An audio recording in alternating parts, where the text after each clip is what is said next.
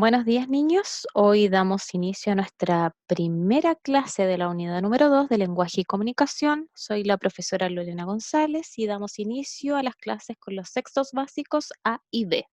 Hoy vamos a ver el género lírico y el objetivo de la clase de hoy es leer y familiarizarse con un amplio repertorio de literatura para aumentar su conocimiento, analizar aspectos relevantes de diversos poemas y escribir frecuentemente para desarrollar la creatividad. Esta clase corresponde a del día martes 5, miércoles 6, jueves 7 y viernes 8 de mayo. Mi correo es profesoralorenagonzalez@gmail.com. Se lo dejo aquí para que por favor, niños, comiencen a enviarme todas las guías que hayan realizado. Me las envían en mi correo porque he recibido muy poquitas guías de los textos básicos. Ya, así es que por favor vayan enviándome las guías para ver en qué los puedo ayudar. Como les comentaba, hoy día vamos a ver el género lírico y dentro del género lírico tenemos los poemas, que es lo que vamos a trabajar hoy. Los poemas son textos que se caracterizan por transmitir sentimientos y por escribirse en versos, los cuales a veces se agrupan en estrofas. Además, tienen musicalidad que se logra a través de la rima y la métrica. La característica principal de los poemas es que a nosotros nos transmiten muchos sentimientos, ¿ya? Además que están escritos en versos y luego de que están escritos en versos se agrupan en estrofas y esto nos da a nosotros origen a un poema. Además que tienen musicalidad porque están escritos con rimas. Acá tenemos la rima. La rima es la repetición de sonidos al final de los versos. Si no hay rima, decimos que el verso es libre y la rima puede darse entre versos consecutivos o entre versos intercalados y puede ser asonante o rima consonante. Acá tenemos los tipos de rima. Tenemos la rima consonante, que es aquella en la que coinciden exactamente todos los sonidos a partir de la última sílaba acentuada. Tenemos la rima asonante, que solo coinciden las vocales, y el verso libre es cuando no hay rima. Acá tenemos ejemplos de las rimas. Tenemos la rima consonante. Vamos a leer estos versos que aquí aparecen. Un soneto me manda a ser violante, que en mi vida me he visto en tanto aprieto. 14 versos dicen que es soneto. Burla burlando van los tres delante. Como nos decía anteriormente, la rima consonante pueden ser intercaladas o pueden ser juntas, ¿cierto? Que es cuando coinciden al final de cada verso las palabras que se acentúan. Recordemos, niños, que todas las palabras se acentúan. Ya es donde se acentúan, donde va con mayor firmeza la voz. No así todas las palabras llevan tilde. Recordemos que el tilde es la rayita que va sobre cada palabra. No todas llevan tilde, pero sí todas se acentúan de acuerdo al tono de la voz. Donde la voz se carga más fuerte es ahí donde se acentúa la palabra. Entonces acá tenemos en negrilla las últimas sílabas que es ante, eto y ante. Ahí es donde se acentúan nuestras palabras, ¿cierto? Y ahí es donde nos da inicio a nuestra rima consonante. Luego tenemos la rima sonante que dice, madrugaba el conde Olinos, mañana de San Juan, a dar agua a su caballo a las orillas del mar. En la rima consonante nos decía que era que al final de cada verso era donde se acentuaba la última palabra, pero donde se acentuaba solamente la vocal. Y aquí están en negrilla todas nuestras vocales, la O, la A, la O y la A. Y luego tenemos el verso libre que dice, caminando por la calle, caminando por la vida, caminando en el mundo, caminando junto a ti, caminando por vivir, caminando al final. Aquí nos damos cuenta que en el verso libre no se expresa ni la rima consonante ni la rima asonante, o sea, se puede escribir sin ningún tipo de rima. Dentro del género lírico tenemos elementos que lo constituyen, como por ejemplo el hablante lírico, que nos dice que es la voz que narra el poema, pero no es quien lo escribe. El hablante lírico es inventado por el poeta para personificar las emociones.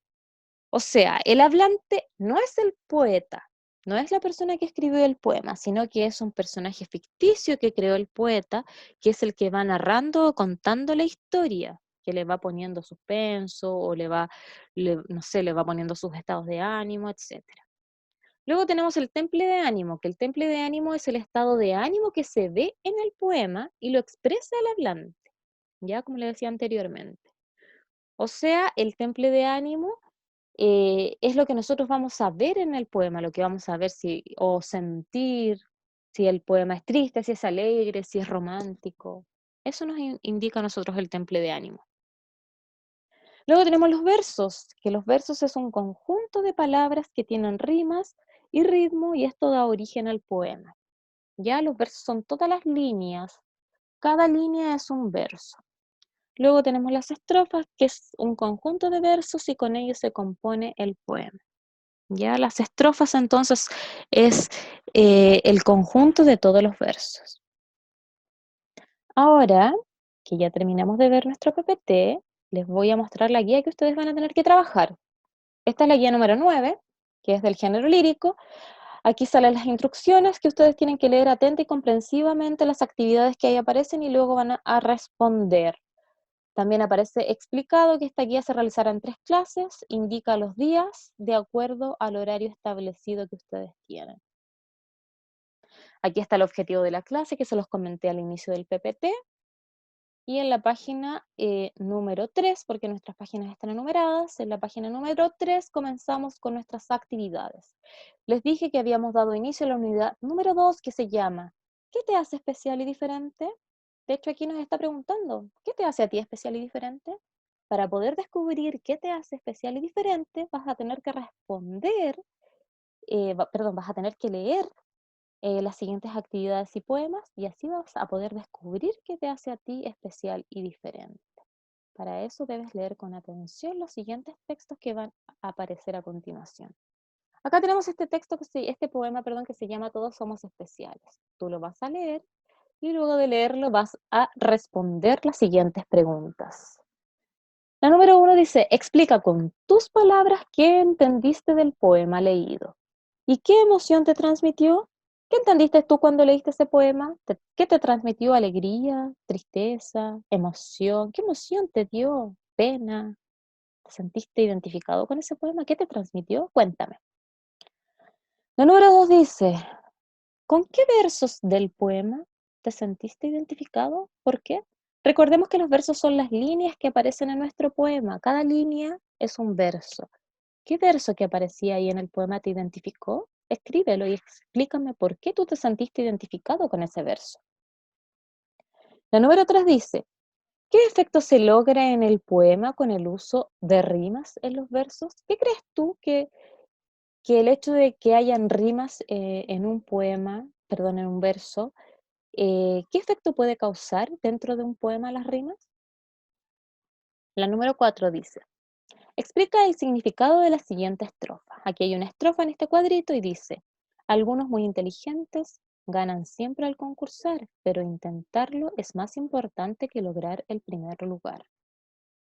Ahí hay una estrofa, ¿cierto? Y tú vas a tener que explicarme qué significado tiene esa estrofa para ti. Luego dice, te invito a leer de manera fluida los siguientes poemas. Aquí hay, todos los poemas están enumerados. Dice, este es el texto 1 que dice, canción de risa y de llanto.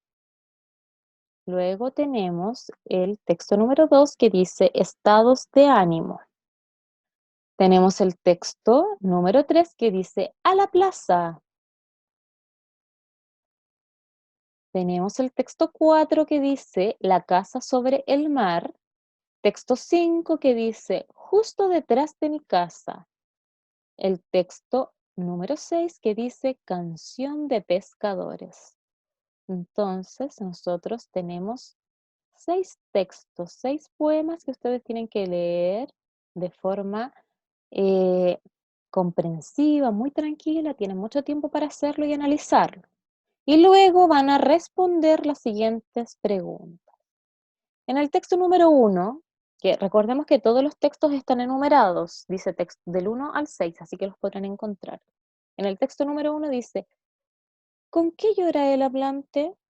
Recordemos que en el PPT anterior vimos qué función cumplía el hablante y qué era el hablante dentro de un poema. ¿Ya? Entonces, ¿con qué llora el hablante? ¿Con qué ríe? Escríbenos, ¿con qué llora? ¿Con qué ríe? Y luego debes justificar esa respuesta, pero para justificarla debes usar versos del poema. O sea, escogerme un verso, una línea en la cual diga con qué llora y con qué ríe el hablante.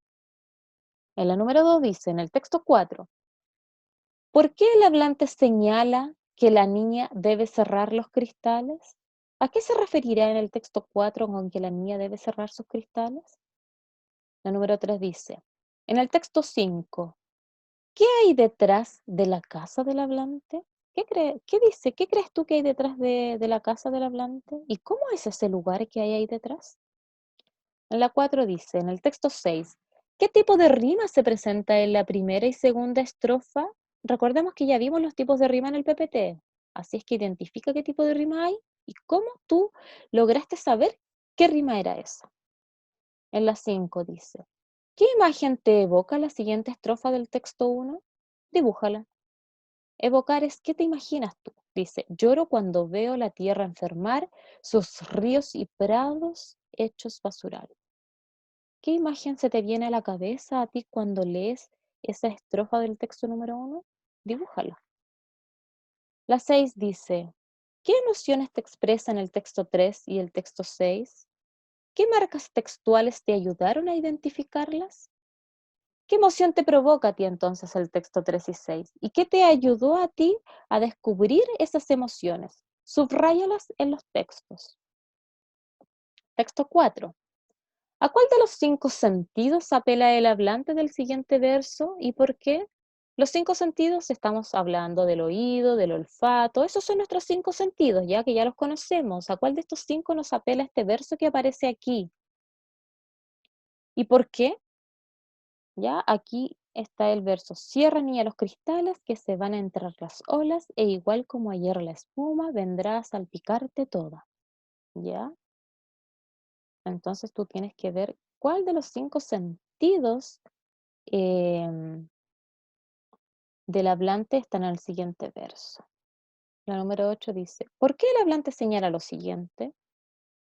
¿Qué interpretación le darías tú? ¿Por qué señala esto que dice aquí? Acuérdate que esta casa no es como, no es casa como las otras. ¿Por qué tú crees que el hablante dice eso? ¿Ya? ¿Qué interpretación le darías tú a esto, a estos versos que están aquí? La 9 dice, relee con atención los siguientes versos del texto 2 y explica su sentido. Aquí están los versos del texto número 2 y tú debes volver a leerlos, ¿cierto? Y explicar qué sentido tiene. La número 10 dice, en el texto 1 el hablante expresa qué lo hace reír y qué lo hace llorar, ¿ya? Frente a su experiencia, ¿qué sientes tú al leer el poema número 1? ¿Piensas lo mismo que el hablante? ¿Te hace reír? ¿Te hace llorar? Explícame dando ejemplos.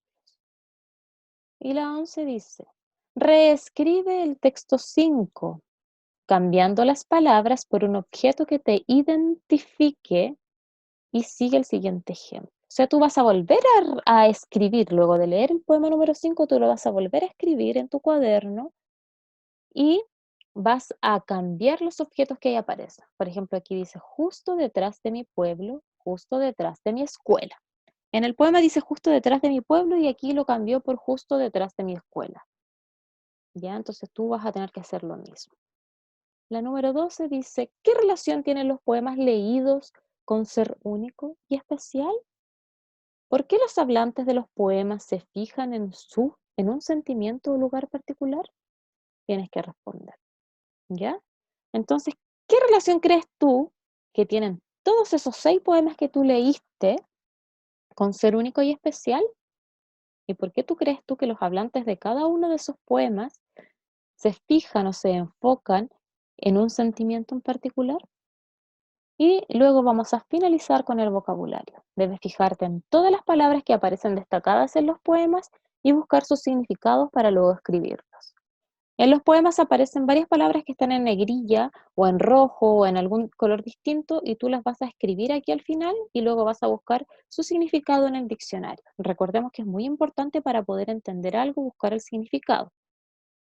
Así, niños, finalizamos entonces nuestra guía de trabajo número 9. Si ustedes tienen alguna duda con la guía, pueden volver a revisar el PPT o me pueden escribir a mi correo.